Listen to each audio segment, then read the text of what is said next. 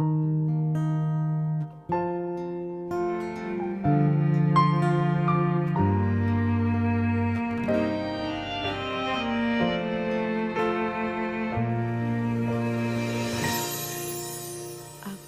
orang ngira kok koyo ngene akhire, merjuangke wong sing ra pantes diperjuangke.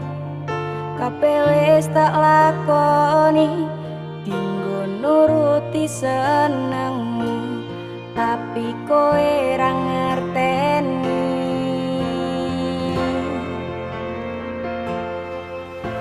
Sakuat-kuatku tak coba sabar nerimo, senadyan aku sering ngerti kowe